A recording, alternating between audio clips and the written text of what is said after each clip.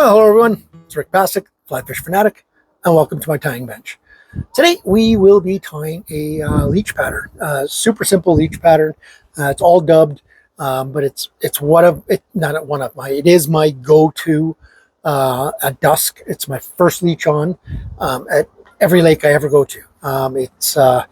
It's one of those leeches that I just have so much confidence in. I've caught so many fish with it, and it's just one of those things that I always go to. So it's a pretty simple leech. It's just all dubbed, but it's got a little bit of a difference in the front end. You'll see, I know I was fishing the Tunquil Lake Lock Style Championship here in BC last week, and I was fishing with Stanton Jack at Lundbaum, and he just absolutely loved it. So I gave him one, and so this is the video for it. Pretty simple. So, alrighty, let's get tying.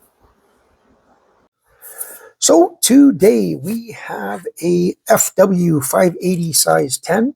It's becoming one of my favorite hooks. This actual model number. Just use it for so many different flies. The FW 580. So this is a size 10. I tie these in an 8, 10, and a 12. For the body and tail, I'll be using some Arizona semi-seal in these black and red. This is my favorite. It's hard. Sometimes it can be hard to find, but this one is the only one I'll do this leech pattern with, is this one. If I don't have it, I'll hunt for it. And then for the head, I'm going to be using some Hen's Hair Dubbing Plus in the red here. This red right there, it's number 9. Okay, super simple. Going to be using some black Nanosilk 12-aught.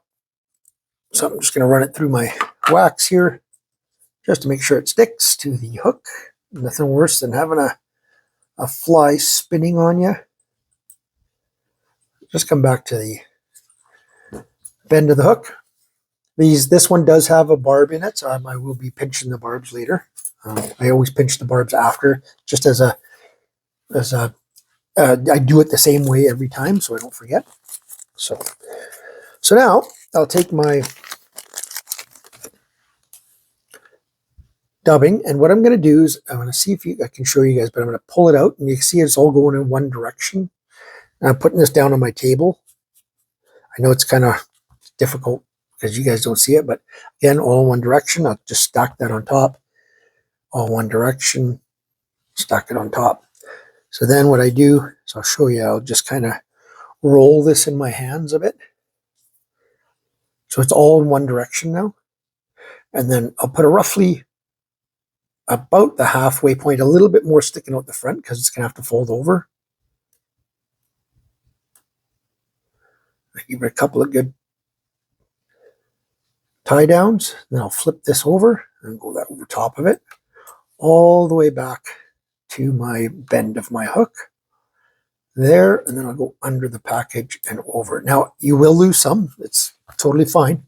It's what you want. You don't want all that, but if you put in that much, you're going to lose some. So you just got to always put a little bit more in than you want, because some won't get tied in.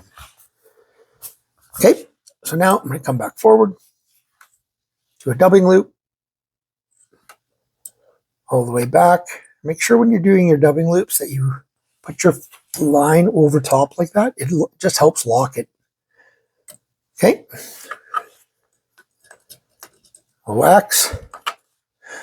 Dubbing spinner.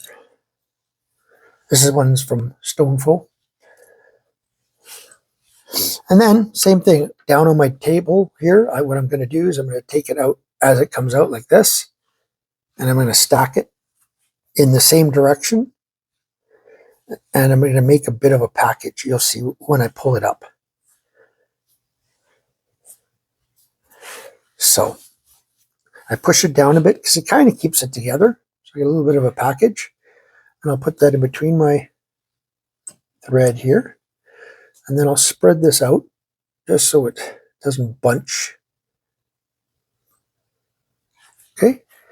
And then give my dubbing spinner a spinning.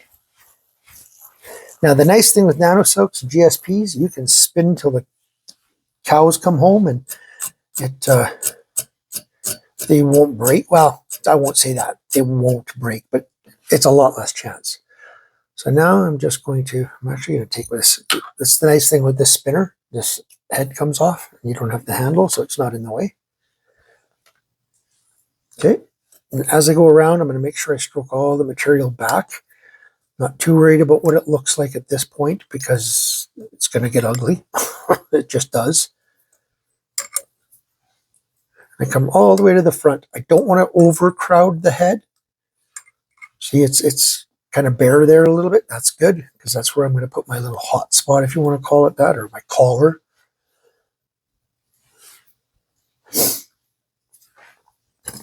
Cut that off. When I won't say production tying because I don't production tie, but when I'm tying a lot of these, this goes really fast. I do these in like 3 minutes. So now I just take my Stoneful dubbing brush here, or your homemade one. I like actually my homemade one a lot, the popsicle stick with Velcro on it. But I just pull this out really well, and you can pull it forward and backwards, and every way you want, just to get it.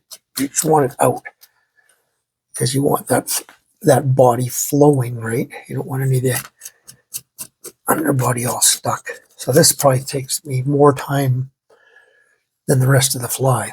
So now, same thing, a little bit of a dubbing loop, 2-3 turns over top, 2-3 turns over top. It just locks it, whacks it.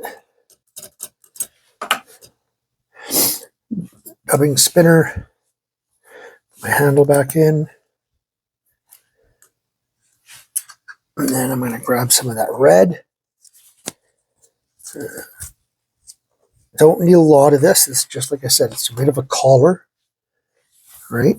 So now you could just hand dub it, but I find putting it in a dubbing loop, it just allows me to have slightly longer fibers sticking out. You'll see what I mean, but I just don't want too much up here. So that's all I'm taking is a little bit, right? It's not very much because it's all fluffed up right now. So it looks like it's a lot more, but it's not that much. And then I'm going to spread that out again, just so I don't get these big clumps.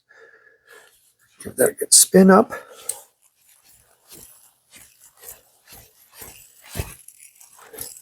Now this Hair Dubbing Plus, great stuff. My absolutely, hands down, my favorite dubbing right now. And it has been for a while, but it's not the longest fibers. So it's not the greatest for doing like leech bodies. I've never used it for that. So now I'm just going to go around just right behind the head there. I'll use all this up, and I'm tight, pulling in behind that bead really tight.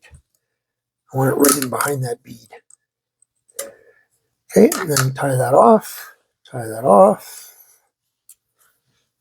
3 on top, 3 in front, 1 and 1, 1 and 1.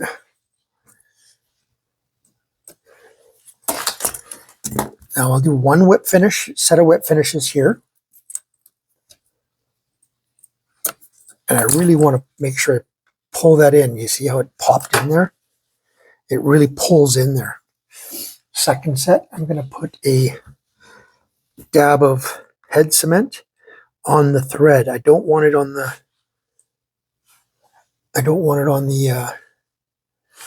dubbing, right? So it's just a little bit on that, right on that thread.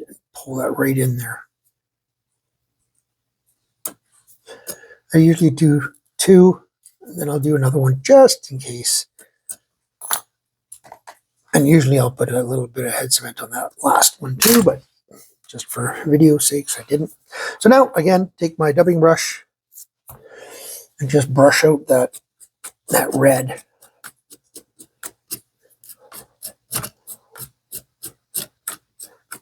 It just gives that little bit of a red color.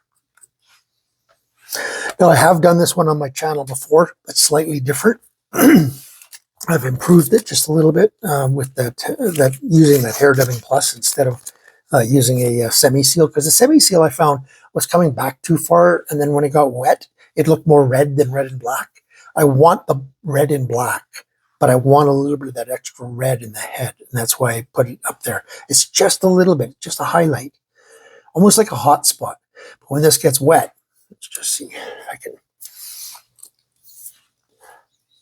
It really stands out.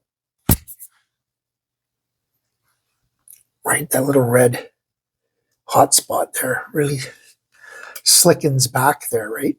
And that's all I want. I don't want a ton of extra red in this fly. So, really deadly fly, pulsates and moves like you wouldn't believe. This dubbing just, it's so supple. It just moves so well and pulsates so well.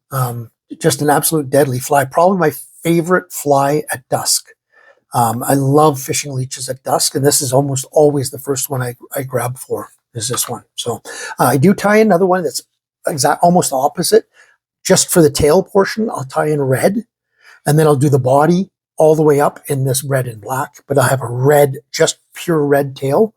But this is the one that I always seem to, like I said, always gravitate to and probably do the best on as well. So I hope you guys enjoyed that one. Like I said, this one's simple to tie. Just take your time. Make sure you get that tail stacked nicely and that body wrapped really well, and pull that dubbing out. You want this. You don't want to, like if I feel this, it's not actually that thick on the hook. I don't want a big, thick, fat body for leeches, right? So make sure you pull that stuff out.